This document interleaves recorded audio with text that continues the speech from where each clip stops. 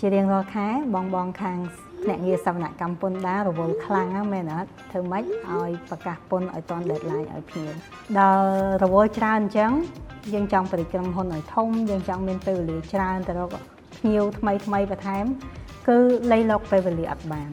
ព្រោះយើងរវល់ជាមួយនឹងការងារ operation ច្រើនមែនទែន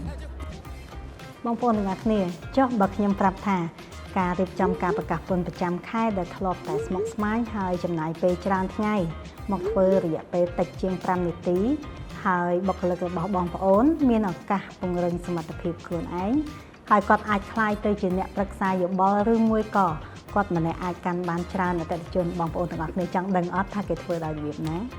នេះគឺជារបាយការណ៍ប្រកាសពន្ធដែលចំណាយពេលមិនដល់5នាទីហើយមានគ្រប់ប្រភេទពន្ធត្រឹមត្រូវ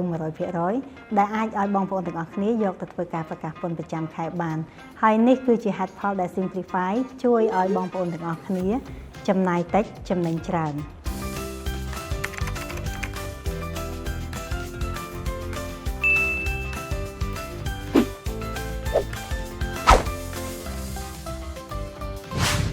ទំនាក់ទំនង demo ឥឡូវនេះដើម្បីធ្វើការសាកល្បងប្រើដោយឥតគិតថ្លៃ